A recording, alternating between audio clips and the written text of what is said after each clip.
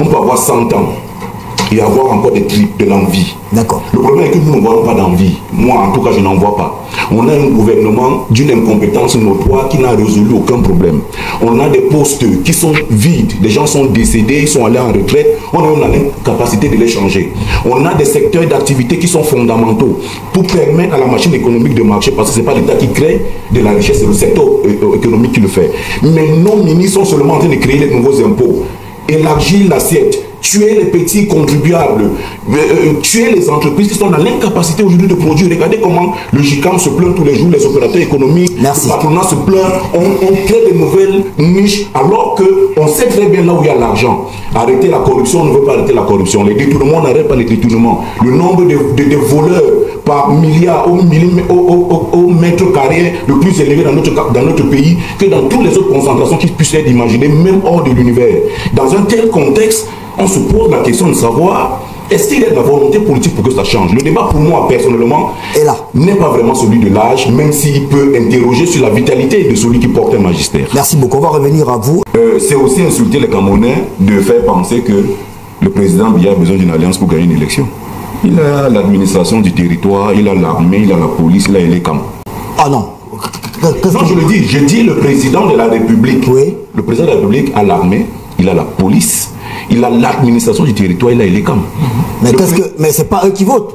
Mais je dis, si Elekam dit que dans tel village, voici les bulletins de vote que moi j'ai comptabilisés, c'est eux qui font foi. Mais il y a des scrutateurs, docteur Richard Macron. Vraiment, on ne sait pas faire la philosophie. Dans nos villages, dans nos contrées reculées, où les gens vous demandent qu'il veut le papier, il y a le feu sur ça. S'il y a le feu sur ça, lui ne connaît pas de quoi vous parlez. Nous, de notre génération, on n'a connu que lui. Et donc, à un moment donné, même, quand vous allez vers l'urne, parfois, même vous ne savez même pas ce que vous prenez. Vous cherchez le bulletin qui a le feu, vous mettez. Donc, si vous ajoutez tous ces éléments qui sont comme une possession collective d'un peuple qui est envoûté, on va tous aller voter. Si vous ajoutez au fait qu'il est propriétaire de l'ECAM, il va gagner. Donc, le débat n'est pas là. Moi, je pense que ce n'est pas là-bas le débat. Moi, je suis même inquiet. Et j'ai même peur. Quand je vois l'armée de vieux qui constitue le RDPC, et je les vois sans ambition, moi je suis inquiet. Moi j'ai 45 ans, je suis déjà rentré de parti. Que je vois des gens qui ont 70 ans, ils sont dans le gouvernement, ils disent « Oh papa ne part pas, papa ne part pas ». Moi je suis inquiet. Moi je suis inquiet. Non papa ne part pas, tu pars, on est mort. Donc dans le RDPC aujourd'hui, il n'y a pas de candidat. Donc s'il dit là, dans 2 mois qu'il ne part pas à l'élection, les gens vont commencer à pleurer dans le RDPC. Il y aura des deuils partout. Papa, oh, tu pars ou papa, seront sérieux. Mais vous vous posez la question, est-ce qu'il faut organiser un exorcisme collectif? Il faut les prêtres, les imams, on fait un truc collectif à la poste centrale, on prie sur les Camerounais pour essayer de comprendre. Parce qu'en même temps, les budgets augmentent. De l'autre côté, les bandits au millimètre carré se multiplient aussi. Je ne veux même pas parler du ministère des Domaines. On n'a jamais prostitué un acte juridique. Le titre foncier sans caleçon au Cameroun, il est prostitué, il n'a aucune valeur. C'est un papier qu'il faut déchirer. Vous l'avez à midi 5, il ne vaut plus rien. Il ne vaut plus rien. Vous l'avez, il ne sert à rien. Comment est traumatisé? Et donc avant de passer à est-ce qu'il faut voter, est-ce qu'il faut aller à l'élection, est-ce que le code électoral a fait que... Parce qu'on va avec le même code électoral, avec la même structure, il est comme moribonde, incompétent, nuisible et tout. Bon, on repart avec tout ça. Mais pour quel résultat? Donc, il faut s'interroger sur le grand traumatisme dans lequel nous sommes aujourd'hui pour voir. Avant de commencer à me parler d'une affaire de candidat. Mais moi, je demande à celui que j'ai lu en 2025, en 2018, que c'est quoi le bilan? Le bilan, c'est que mon titre foncier ne vaut plus rien. Le bilan, c'est que je traverse les poubelles. 445 dans Yaoundé après une journée. Mais bon, c'est ça le bilan. Le bilan, c'est qu'on a mangé tout l'argent du Covid. Et personne ne peut répondre. Personne n'est en prison. On a mangé l'argent des stades de football et tout le monde est tranquille. Bon, il y a des responsables de rien. Tout le monde a bien fait. Bon, quand tout le monde a bien fait, bon, nous ne parlons même pas de débat. Attendons la prochaine élection présidentielle, on signe le chèque. Mais le pouvoir, c'est la capacité de faire et de donner un coup décisif à la trajectoire des choses. Vous vous levez un matin, vous dites que moi, le président de la République, je vais mettre un terme à la pauvreté au Cameroun. Est-ce que vous avez le pouvoir de mettre un terme à la pauvreté au Cameroun? Vous dites, moi, le président de la République, je me donne 7 ans, je vais mettre un terme à la corruption au Cameroun. Moi, le président de la République, je me donne 7 ans. Je vais résoudre tous les problèmes politiques au Cameroun. Est-ce que, au fond, vous avez été au pouvoir pendant les 7 ans? Est-ce que vous avez eu le pouvoir? Est-ce que vous avez eu la possibilité de donner secours décisif à la trajectoire des choses pour la transformation de votre société? C'est la question qui se pose. Au-delà de cette définition, le pouvoir, c'est la capacité à aimer les gens et à être aimé des gens. Premièrement, aimer les gens. Aimer les gens, c'est de se mettre à leur service. C'est un leadership de service. C'est se réveiller le matin et se demander, est-ce que les enfants de la rue que j'ai vus en centaines à l'avenue Kennedy hier, est-ce qu'ils sont encore là?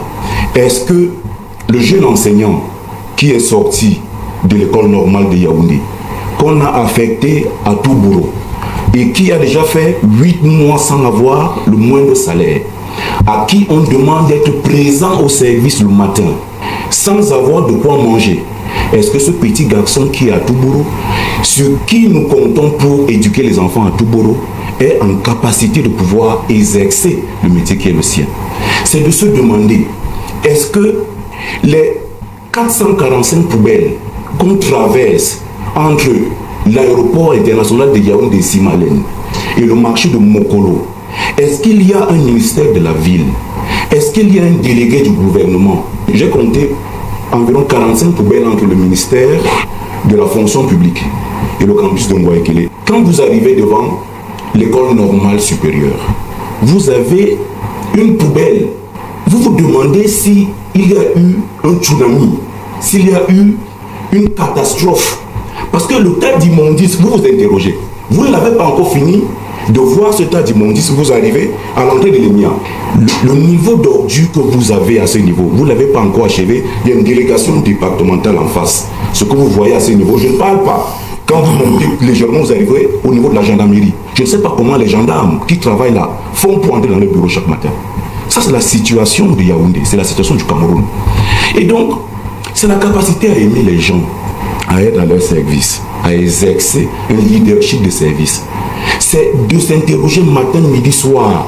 Est-ce que le mandat que j'ai pris et les responsabilités que j'ai prises, est-ce que les engagements que j'ai pris vis-à-vis de ce peuple qui pleure, qui souffre, est-ce que je suis à la hauteur de ce que ce peuple attend? Mais c'est aussi la capacité d'être aimé par les gens. C'est la capacité d'être aimé par les gens. Et être aimé par les gens, être aimé, c'est avoir des gens qui adhèrent à votre vision, qui sont prêts à mourir pour vous accompagner, qui sont prêts à se sacrifier parce qu'ils croient au projet que vous leur proposez. C'est ça le pouvoir. Et donc on peut être au pouvoir sans avoir le pouvoir, Ernest. Et donc on s'interroge sur l'utilité d'un nouveau mandat ou d'autre chose. On peut faire le débat si on veut. La situation dans laquelle nous sommes aujourd'hui, jamais dans l'histoire du Cameroun, je lisais un ranking qui faisait savoir que le Cameroun avait l'un des gouvernements les plus incompétents de l'histoire du monde. Mais c'est un gouvernement d'une incompétence notoire. Je crois que souvent on a eu des mauvais castings. Celui-là, il est légendaire. Il faut l'inscrire dans le livre record. C'est le gouvernement qui a aggravé l'inflation, qui a aggravé la pauvreté, qui a aggravé la saleté, qui a aggravé les maladies. Le gouvernement de la République du Cameroun est l'un des plus incompétents de l'histoire de ce pays. Et c'est le gouvernement qui est resté le plus longtemps. Et c'est ce qui est étrange. C'est-à-dire on aurait pensé que la stabilité pouvait être un gage de succès. Le fait qu'ils ne soient pas inquiets qu'on va les enlever du jour au lendemain aurait pu leur donner un peu d'audace, un peu de culot, malheureusement, pour affronter les problèmes des Camerounais. Mais si vous regardez secteur par secteur, vous prenez les indicateurs, et moi je vous dis, les exercices je l'ai fait. J'ai pris tous les indicateurs macroéconomiques, le carré de Caldor, à 2018. J'ai regardé tous ces indicateurs avec les fluctuations différentes, en intégrant effectivement un certain nombre d'appuis qui peuvent intervenir, qui sont par exemple des crises politiques, qui peuvent avoir une influence sur les propositions, les volontés ou les projets qu'on a voulu implémenter. J'ai comparé tous les indicateurs même au niveau de l'éducation. Jusqu'en 2025, je vous dis, sur tous les niveaux, on est au rouge. Le Cameroun est aujourd'hui une destination remise des investisseurs. Nous, en tant que conseil juridique, lorsqu'un opérateur économique veut investir au Cameroun, nous on va lui dire par patriotisme, qu'il faut venir. Mais je vous dis, tous les classements, vous prenez le Douembis, vous prenez le COFAS, vous prenez l'ARMI, tous les experts en matière d'investissement déconseillent le Cameroun, c'est une destination risquée. Et donc, dans une telle configuration, quand vous venez poser le problème, est-ce que le président, est-ce que la candidature est utile, la candidature est nécessaire? Moi, je pense que nous, on n'a pas à répondre à ce type de questions. En 1940, l'Assemblée nationale française, tellement effrayée par la situation du pays, cherche la solution pour régler les problèmes du pays.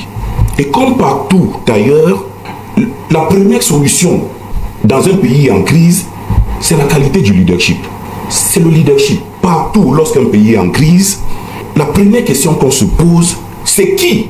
Quel est l'homme qui va nous permettre de sortir de cette situation de crise? Et la majorité de droite dit que la solution, c'est le maréchal Pétain. Erreur fatale. Le maréchal Pétain avait 84 ans. Mais il y avait le souvenir de ses victoires. Il avait apporté un soupçon de démocratie qu'il avait promis. Il avait apporté un peu de développement. Mais est-ce que le maréchal Pétain, de 84 ans qu'on allait chercher, manu militaire pour venir sauver la France, avait les moyens pour sauver la France en 1940? Malgré tout ce qu'il avait fait, on s'interroge. Mais voici ce que le général de Gaulle va dire dans ses mémoires. La vieillesse est un naufrage. Pour que rien ne fût épargné à la France, la vieillesse du maréchal Pétain allait s'identifier avec le naufrage de la France. Personnellement, le débat sur l'âge des gens ne m'intéresse pas.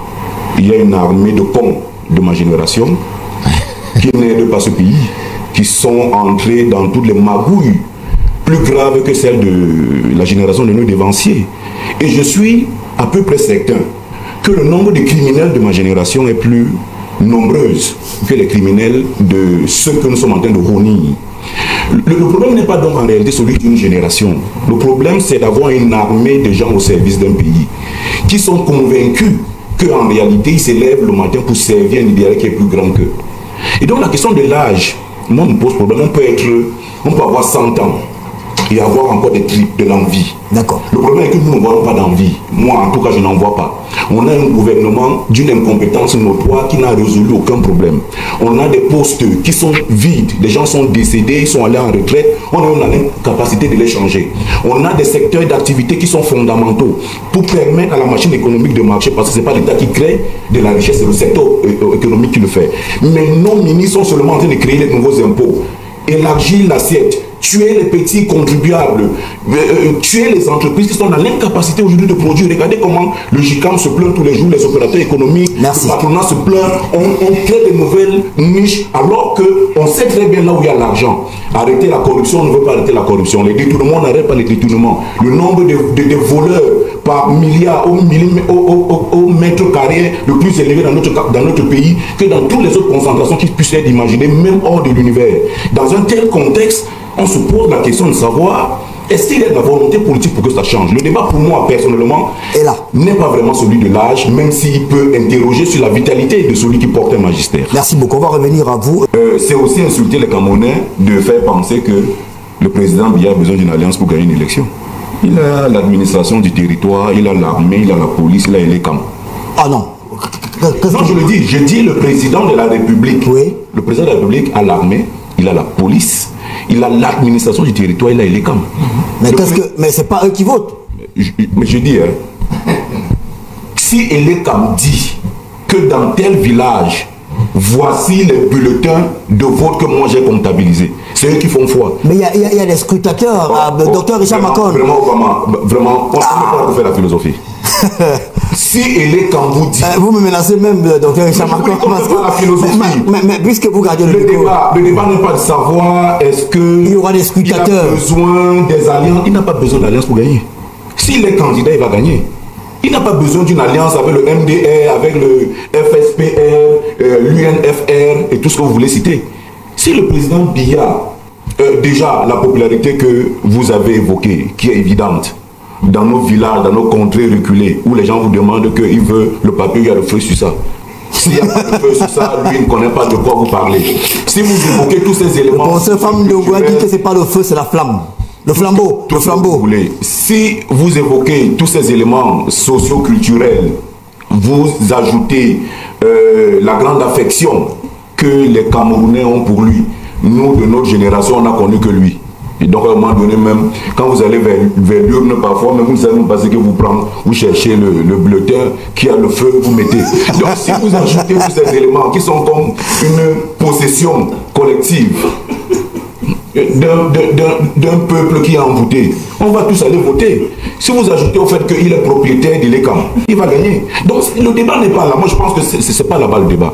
Moi, je suis même inquiet et j'ai même peur. Quand je vois l'armée de vieux qui constitue le RDPC, et je les vois sans ambition, moi je suis inquiet. Moi j'ai 45 ans, je suis déjà rentré le parti. Que je vois des gens qui ont 70 ans, ils sont dans le gouvernement, ils disent « Oh papa ne part pas, papa ne part pas ». Moi je suis inquiet. Oh, papa. Moi je suis inquiet. C'est une armée d'enfants, mais les vieux qui sont les enfants. Non papa ne part pas, tu pars, on est mort. Donc dans le RDPC aujourd'hui, il n'y a pas de gens qui peuvent être candidats. Il n'y a pas de gens, c'est-à-dire que si aujourd'hui le président dit même, parce qu'en réalité, c'est quelqu'un qui, on ne connaît jamais ce qu'il pense. Il peut même venir vous dire qu'il fait le bilan, il est candidat. Qui a dit même aux gens qu'il est candidat? Donc s'il dit là, dans 2 mois qu'il ne part pas à l'élection, les gens vont commencer à pleurer dans le RDPC. Il y aurait le deuil partout.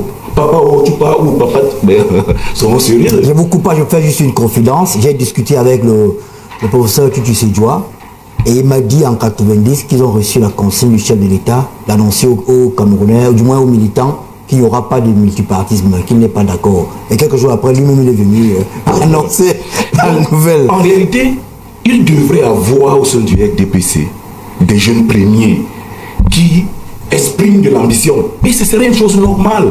Si on est dans un espace politique, on doit pouvoir voir aujourd'hui dans le RDPC des gens qui peuvent légitimement dire, et qui doivent pouvoir le dire sans que cela ne soit un crime. Et je ne pense pas qu'on va les tuer.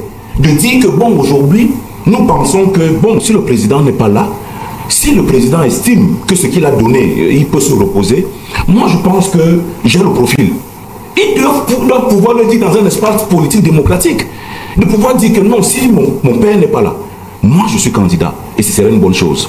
Et donc, le véritable débat aujourd'hui, c'est regarder de façon objective la situation de notre pays. Albert est très brillant. Il n'a pas voulu répondre sur la question du bilan parce que, bon, il dit que le président, lui, il a fait le bilan, donc lui, il ne fait rien sur le bilan. C'est très élégant. Faire même un débat sur le bilan, en réalité, le bilan est là, il est dehors, là, quand vous sortez là. Il y a une armée d'affamés qui marche là partout. C'est sale, on est dans une histoire qu'on ne peut pas expliquer. Si on m'avait dit, moi, né à Yaoundé, en 79, que j'allais regretter Timévouna, moi, je n'allais pas croire. Si on m'avait dit, moi, qui trouvais qu'il avait des ambitions de villageois, il faisait des boutiques un peu partout, mais moi, à Yaoundé, je ne pouvais pas garer n'importe comment. Vous garez n'importe comment sous Timévouna, vous alliez payer 25 000. Et il y a tellement d'histoires, des gens qui parlent de voir, on a arrêté ma voiture et tout, ils vous donnent 25 000, vous allez payer. Parce que vous devez comprendre qu'on ne garde pas n'importe comment. Il y avait une idée de la ville. Aujourd'hui, elle n'existe plus. Vous ne pouvez pas expliquer que vous avez un ministère de la ville ou qui en tient lieu, un ministère de l'habitat. Les gens ne savent pas ce que c'est que la ville, que c'est que l'habitat. Vous-même, vos propres ministres ne savent pas ce que c'est que la ville. Et vous n'en tirez pas de leçon. Il y a un délégué du gouvernement ou ce qui en tient lieu. Vous ne savez pas très bien. Tout est sale, tout est cassé. Les gens ont le budget. On fait une évaluation en tenant compte des moyens et des résultats. Et au milieu, on essaie de voir les aléas qui ont pu avoir un impact. Il a parlé tout à l'heure des crises, des conflits et tout. Mais c'est un budget qui n'a cessé d'augmenter depuis 2018. C'est-à-dire les moyens ne font qu'augmenter. Vous avez donc de côté les moyens qui augmentent et de l'autre côté les résultats qui se détériorent. Mais vous vous posez la question, est-ce qu'il faut organiser un exorcisme collectif? Il faut les prêtres, les imams, on fait un truc collectif à la poste centrale, on prie sur les Camerounais pour essayer de comprendre. Parce qu'en même temps, les budgets augmentent. De l'autre côté, les bandits au millimètre carré se multiplient aussi. Et les résultats ne sont que décroissants. Et donc, du coup, moi je comprends l'interrogation de mon grand frère, le professeur Claude Assira, pour se demander qu'il y a quelque chose là qui se passe. Est-ce que c'est un dédoublement fonctionnel? Est-ce qu'il y a... Il faut essayer de comprendre. Et donc, moi je dis aujourd'hui, les conditions ne sont même pas remplies pour qu'il y ait une élection. On va faire certainement le bilan. Pour qu'il y ait une élection libre et transparente. Et pour moi, ce n'est même pas là le débat. Le débat, c'est une question du président Paul Biya à lui seul. C'est lui seul qui peut aujourd'hui résoudre l'équation aussi complexe de sa candidature ou pas. De sa candidature. Personne n'a lui dit, monsieur le président, soyez candidat, ne soyez pas candidat. C'est lui seul quand il rentre dans sa chambre, avec l'armée d'incompétents qui l'accompagnent. de se demander, bon, si je suis avec ces gens, on reconnaît que du point de vue de la sécurité, vous roulez à Yaoundé, voilà quoi. Du point de vue de la sécurité, il faut être objectif, il faut le dire. Du point de vue de la sécurité, il y a des gens là-bas qui font le taf. Voilà. Et ça, c'est l'un des rares secteurs dans lequel vous êtes au Cameroun. Vous êtes quand même, vous dites, je suis dans un pays où il y a des gens qui font le taf. Il y a des gens qui défendent le drapeau. Vous pouvez marcher à Yaoundé à n'importe quelle heure, il y a quelques laxins. Voilà. Mais vous êtes en sécurité. Voilà. Je ne donne pas le même crédit à l'économie. Parce que le niveau de pauvreté a explosé. Ni au ministère. Je ne veux même pas parler du ministère des Domaines. On n'a jamais prostitué un acte juridique. Le titre foncier sans caleçon au Cameroun, il est prostitué, il n'a aucune valeur. C'est un papier qu'il faut déchirer. Vous l'avez à midi 5, il ne vaut plus rien. Il ne vaut plus rien. Vous l'avez, il ne sert à rien. Et donc le seul secteur où je peux dire, je marche à Yaoundé à n'importe quelle heure, je rentre chez moi à 2 h du matin, j'ai pas peur. C'est la police, c'est la gendarmerie, c'est l'armée. Tous les autres secteurs sont sinistrés. Et donc, le problème n'est pas de savoir, non, c'est le président seul qui peut répondre à la question. Et nous lui disons, donc, monsieur le président, parce que moi, je n'avais pas l'habitude de voter. Mon désarroi est dû au fait que, pour la première fois de ma vie, j'ai voté en 2018. Et j'ai voté Paul Biya. Ah, vous avez voté Paul Biya en 2018? Mais oui, et j'ai eu beaucoup de problèmes avec des amis, parce que ce que je m'étais dit en 2018, c'est que, c'est le raisonnement de Mike. Je me suis dit, bon, Michel. Oui. Non, mais il faut qu'il sache que Mike, c'est comme ça qu'on m'appelle. Oui, j'ai imaginé. Oui, c'est comme ça qu'on s'appelle. On s'appelait jeune. Je me suis dit en 2018, j'avais espéré une candidature unique de l'opposition. Je me suis dit, si c'est pour aller être calife à la place du calife, ça ne m'intéresse pas. Je veux sentir la maturité de l'opposition à travers une candidature unique. En tuant les égos, je vais sentir que non, là, il y a quelque chose. Moi, j'allais voter l'opposition. Et j'avais fait un post pour dire qu'il y a les votes par raison et les votes de dépit. Je m'étais bouché les narines en votant le RDPC. Et j'ai dit, je vais voter le RDPC par désarroi. Parce que je ne peux pas donner ma candidature à une élection qui est fragmentée. Comme ils veulent donc remplacer le calife pour faire la même chose, ça ne m'intéresse pas. Est-ce que j'avais raison? Je ne peux pas dire oui ou non. L'histoire nous juge. Mais j'ai fait un choix. C'était ma première fois de voter. Et donc, je suis en droit de demander des bilans à celui que j'ai élu. Et donc, mon niveau de désarroi est énorme parce que je me suis fait entuber. Donc, c'est ça le problème. Je me suis fait tromper. Et donc, je serais resté dans mon calme légendaire du consultant qui bavarde, qui critique, qui ne vote pas. Et c'est très douillet comme situation. Mais je me suis dit, ça ne sert à rien de rester toujours à critiquer. Toi-même, tu ne fais absolument rien. J'ai dit, bon, peut-être qu'un jour, je serai candidat. Que j'ai quand même voir à quoi ressemble un isoloir. Un isoloir, je m'avais voté. Et j'ai dit, j'ai posté, s'il n'y a pas une candidature unique de l'opposition, je vais voter le RDPC. Mais ce n'était pas un vote de conviction. Et donc, j'ai voté en 2018. Et donc, je peux demander un bilan parce que je me suis engagé en donnant ma voix à quelqu'un. Et quand je fais donc ce bilan aujourd'hui, je dis, je me suis fait entuber. Et quand je regarde l'armée d'incompétents qui accompagne celui que j'ai élu, je suis 2 fois plus déçu. Et qu'il n'y a pas de leçon qu'on tire après un tel Bérésina, je suis inquiet. Et donc aujourd'hui, vous me demandez ce que je vais faire en 2018, en 2025, je vote, je ne peux pas vous dire. Je ne peux même pas vous dire. Je m'interroge d'abord à savoir si on est même dans une situation collective. Parce qu'on est dans une situation de traumatisme. Avant, il faut d'abord régler ce traumatisme, ça ne s'appelle pas la prière, pas des... Comment est traumatisé? Et donc avant de passer à est-ce qu'il faut voter, est-ce qu'il faut aller à l'élection, est-ce que le code électoral a fait que... Parce qu'on va avec le même code électoral, avec la même structure, il est comme moribonde, incompétent, nuisible et tout. Bon, on repart avec tout ça. Mais pour quel résultat? Donc, il faut s'interroger sur le grand traumatisme dans lequel nous sommes aujourd'hui pour voir. Avant de commencer à me parler d'une affaire de candidat. Mais moi, je demande à celui que j'ai élu en 2025, en 2018, que c'est quoi le bilan? Le bilan, c'est que mon titre foncier ne vaut plus rien. Le bilan, c'est que je traverse les poubelles. 445 dans Yaoundé après une journée. Mais bon, c'est ça le bilan. Le bilan, c'est qu'on a mangé tout l'argent du Covid. Et personne ne peut répondre. Personne n'est en prison. On a mangé l'argent des stades de football et tout le monde est tranquille. Bon, il n'y a des responsables de rien. Tout le monde a bien fait. Bon, quand tout le monde a bien fait, bon, nous ne parlons même pas de débat attendant la prochaine élection présidentielle, on signe le chèque. Ma question est simple. Pourquoi dans ce pays où il y a manque d'emploi d'abord? Pourquoi dans ce pays où il y a manque d'emploi? Et c'est déjà à 90% parce que la majorité des jeunes qui sont dans les rues sont des diplômés mais ils sont sans emploi. Pourquoi dans un pays où il y a manque d'emploi et il y a les postes vacants, les gens qui sont morts depuis longtemps, on ne veut pas les remplacer? C'est ça ma question. Pourquoi c'est comme ça dans un pays comme le Cameroun? Pourquoi? Ça veut dire que les autorités ne nous gèrent même pas, les dirigeants de ce pays ne nous gèrent pas, ne savent même pas comment nous on fait pour survivre. De jour en jour, on augmente les taxes, on augmente ceci, on augmente cela. La cherté de la vie est tellement élevée où on ne sait plus. Mais il y a les postes vacants. Embaucher les gens, vous ne voulez pas. On va remplir ce poste vacant quand? C'est ça la question qu'on se pose. Pourquoi dans un pays comme le Cameroun, il y a les postes vacants, il y a les postes où personne n'occupe?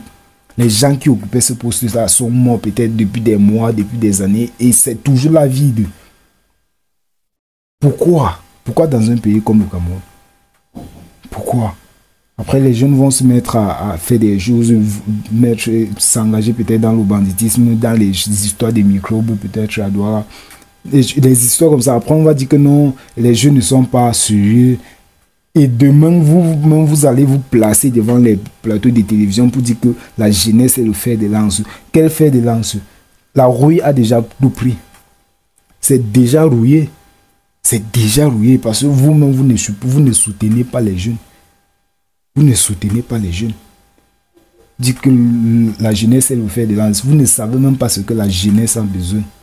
Vous ne connaissez même pas, avant de faire quelque chose, consultez au moins sur la jeunesse pour savoir si ça va leur plaire ou ça va marcher dans leur, je sais pas, dans leur rythme de vie, ou ça va vraiment les aider.